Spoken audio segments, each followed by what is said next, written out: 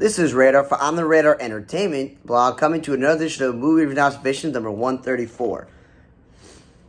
The first movie I watched this week was a movie on Halloween. So people are like, you probably go watch a scary horror film or something classic. No, I went and watched a movie where, it's a long day. You want to unwind to a movie that's barely 90 minutes, no consequences.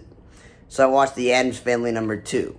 A movie that would no need to be made, nor to be remaking this franchise that has had many live-action versions, TV, movie, many cartoon versions, TV and movie, that there's no point. But at least this cast was Charlize Theron and Rami Malek as the parents, Chloe Grace Moretz as Wednesday, Nick Kroll as Uncle Festus, Snoop Dogg, which I don't get, wasting time casting a rapper to barely speak when you can get an actual talented voice cast guy. Bette Midler playing the grandmother and Bill Hader playing the bad guy. It was interesting of a movie. It wasn't the best movie, it wasn't the worst movie, but it was very dumb and stupid. But again, it's made for kids. That's the whole point. So yeah, for the most part, it was enjoyable to watch because you just want to sit down sometimes and watch just a stupid movie.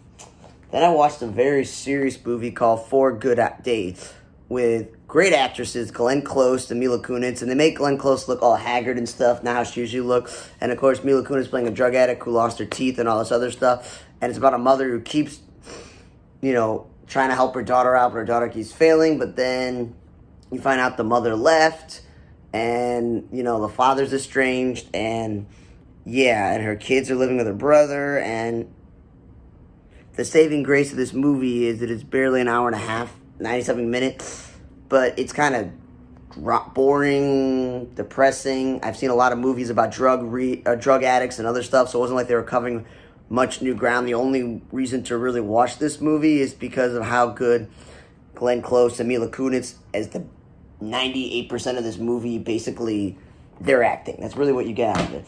Then I watched this movie called American Night with some guy named Jonathan Rhys-Meyers, who I never heard of. Jeremy Piven, who I'm glad he's no longer, canceled. This is the second or third movie in the last 5 years I've seen him. And Emile Hirsch playing the bad guy. Now, it's 2 hours and 4 minutes with credits. My first goes, there's no need to be this movie this long. And it's like a Quentin Tarantino-esque movie where you got a gangster mafia dude who really wants to be a painter, which is Emile Hirsch. You got Jeremy Piven, who's now probably in his 50s, being a ninja assassin, murderer, blah, blah, blah, blah, dude that's just killing people with ninja stars and slashing their throats. And then the main character being an art broker dealer, and then his girlfriend being an art expert at a museum, and then there's these art hunters, and then there's this other old middle-aged Italian dude who's out there on a job and all this other stuff. So there's so many characters, confusing who they are, what they're going. Some of the female characters look identical, like the girlfriend, the art dealer, a lot of people just look familiar in this movie, and you're just like, I don't know what's going on in this movie. Michael Marston barely peeps in this movie, so I don't know why he even just agreed to be it. They said that Anastasia sang in the movie, which is interesting.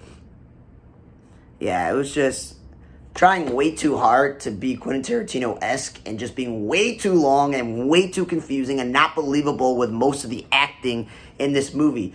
I'm just happy that Jeremy Piven's in another movie, even if he's not realistic in this movie. He's probably the only part of this movie that I like, because Emile Hirsch was trying way too hard to be that artist, but also the gangster's son. It was just way too all over the place. Then I watched a movie again. That again is an hour and 51 minutes again. Doesn't need to be that long when it's very boring and drama and stale. And the movie's called The Car Encounters. You're like, cool. I'm watching Oscar Isaac movie before the dude was in Star Wars and all these other stuff.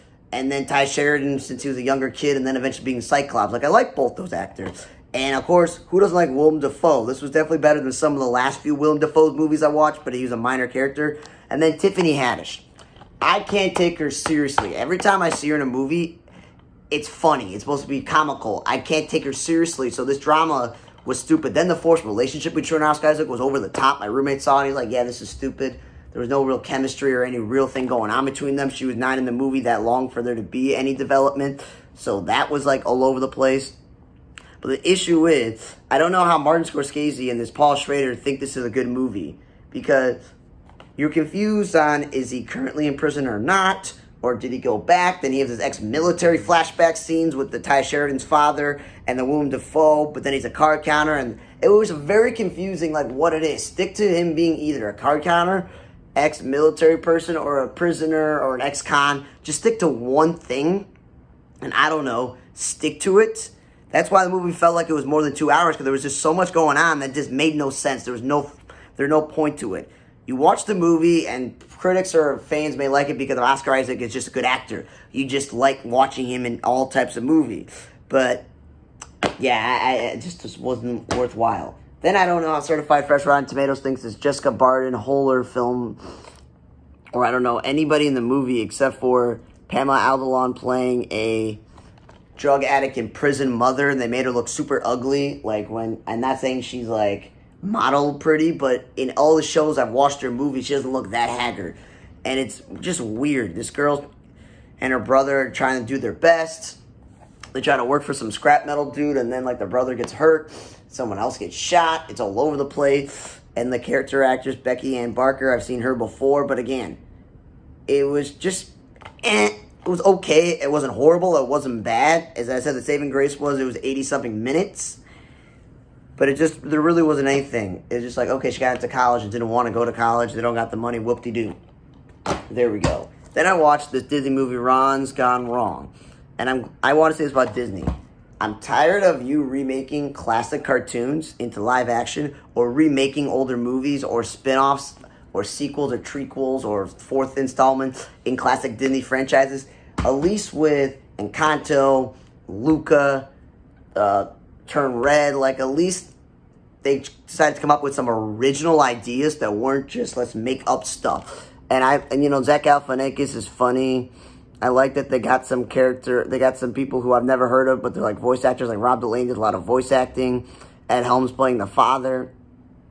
It was really good. It was barely an hour and 40 minutes, you know, with cartoons and children's movie. They got a long credit scene. It was a good message about, like, social media, that everyone's life is on there. It shouldn't matter. All the struggle to trying to be popular along with social media and stuff. Again, children's movie learning some lessons. Not all about, you know, try to make real friends. You know, people, like, used to be friends and are not friends anymore. So you learn how friends, you know, moved on from each other, and how, you know, some people still can care about you even if they're not your friend. Your single father and your weird grandmother are trying to help you. You know, you know, there are elements of this movie that speak to certain people like myself. Not being super popular, not being well-liked, being made fun of and bullied a lot. So if they made some sort of device like this when I was a kid, like the inventor intended, it may have made my life better, because the whole point is, like, it was trying to help you make the positivity of social media and actually making friends, and not the negatives about it. And it wasn't bad. It was funny. I laughed a few times. It was somewhat silly, but I definitely enjoyed it. It's definitely the best movie that I watched this week. And your kids could watch it. It's not inappropriate. Basically, Ron's Gone Wrong and Addams Family 2, being children's cartoons, seem to be the best movies I watched this week.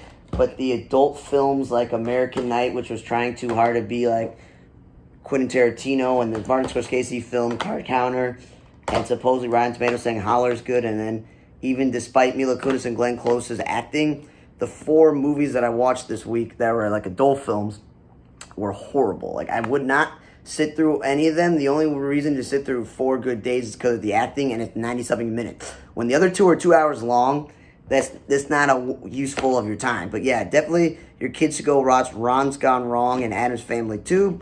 Thanks for listening to another edition of Movie Reviews Observations, number 134. For On the Radar Table Block, I'm Radar. See you guys next time.